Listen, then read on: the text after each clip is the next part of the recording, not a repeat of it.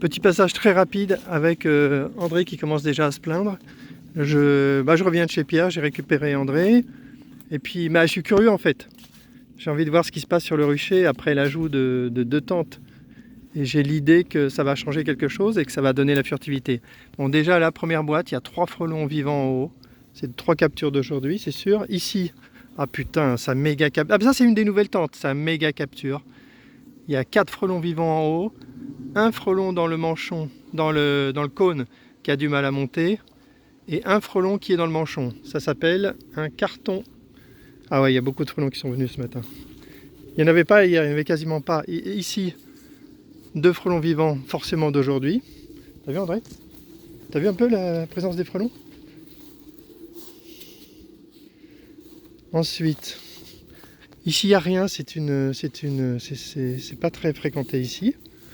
Ça c'est une nouvelle tente. Il n'y a rien du tout dedans. Je suis un petit peu surpris. Parce que j'avais vu des frelons attaquer en bas. Ici c'est une tente, je crois que c'est la tente qui capture le plus. Pas grand chose. Seulement 2 frelons vivants. Donc en fait on a l'impression que c'est la tente au bout là qui a pris le relais.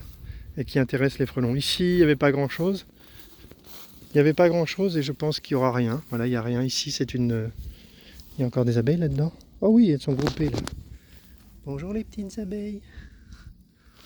Ok, ça roule. Bon ben, c'est bon, je sais ce que je voulais. Les nouvelles tentes, une des deux capture un max.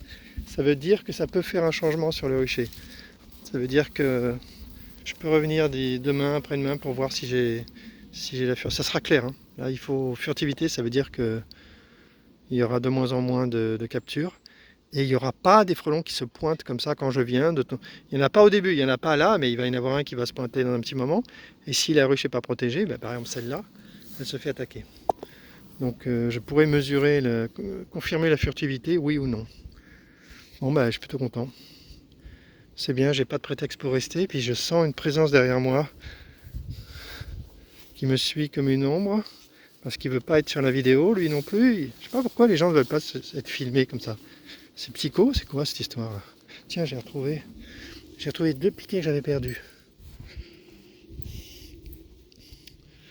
C'est bon, hein, j'ai pas de prétexte, je vais devoir y aller. En plus, il n'y a pas de frelons hein, en bas des tentes. D'habitude ici, quand je viens et que j'attends un petit peu, bon là, ça fait pas beaucoup.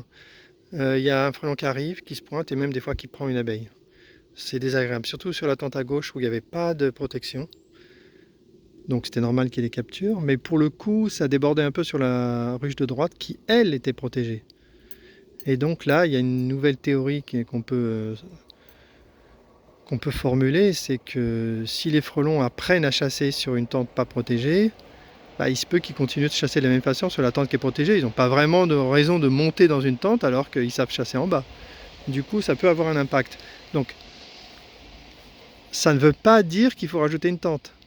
Ça veut dire qu'on peut conseiller dans ce cas de garder le même nombre de tentes, mais simplement intervertir les tentes. Là, il y a une tente qui a 0 capture, ben on la déplace, on la met sur la ruche qui est la plus attractive. Et du coup, on a le résultat qu'on veut.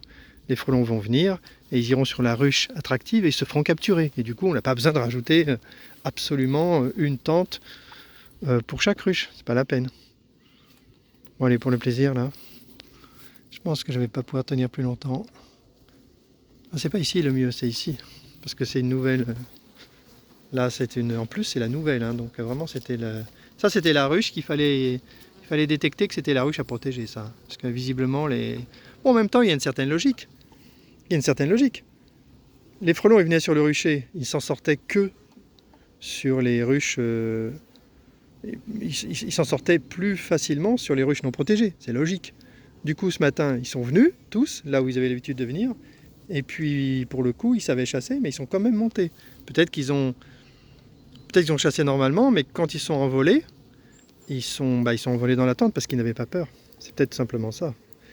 Bon, les piquets, je les mettrai plus tard. C'est peut-être simplement ça qui s'est passé. Le frelon n'a aucune raison de monter dans la tente pour la découverte, puisqu'il est habitué à chasser en bas.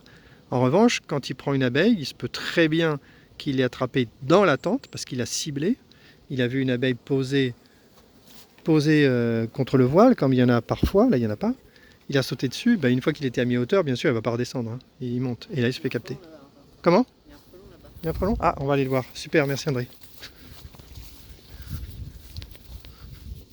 Tu l'as vu? Oui, mais... Ah, bah tant mieux, si tu l'as. Ça veut dire qu'il tournoie. Ça veut dire que c'est peut-être il découvre un peu, du coup. Ouais, ça veut dire qu'il est juste de passage, il va réapparaître, il fait des tours.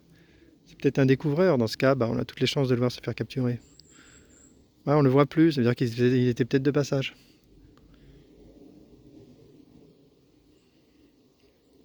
Mais déjà là, je peux dire que je vois moins de frelons qu'hier.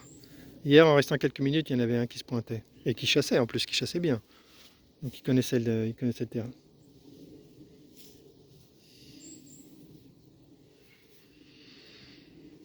Bon, tu le vois pas, hein? C'est barré.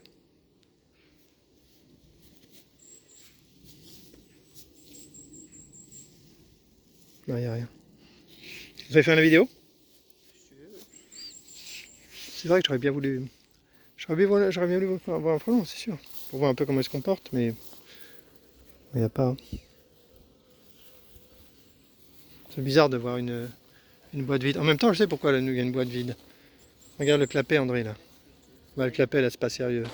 C'est pas sérieux, ce clapet. Faut que je fasse un petit peu attention quand j'installe les tentes. Le clapet est ouvert, hein, donc ok. J'ai compris pourquoi il n'y a pas de frelon. Ok, c'est corrigé du coup. Peut-être que je vérifie les autres. Que je vérifie les boîtes vides. Hein. Là, ça va. Là, il y a des frelons. Là, il y avait un frelon tout à l'heure.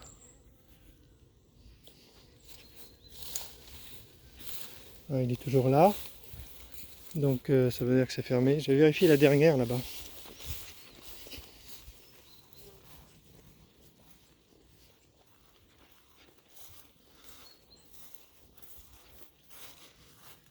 Non, il n'y a pas de problème. C'est fermé.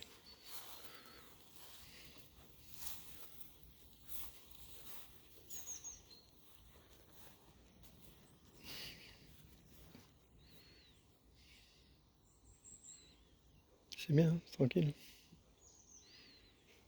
Je reviendrai tout à l'heure pour les guêpes.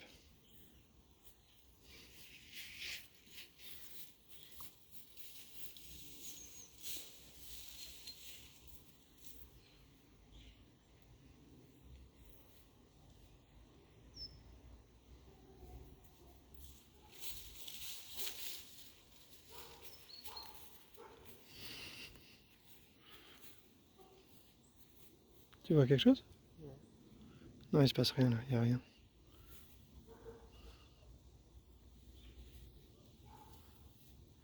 Allez, on retourne, fin de la vidéo. C'était Mongeron.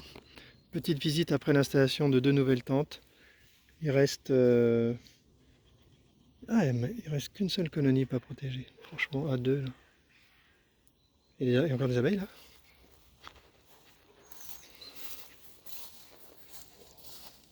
C'est pas sûr.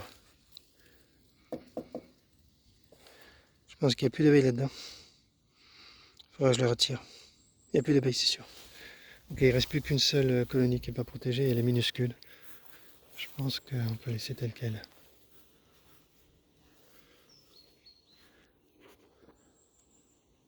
Fin de la vidéo.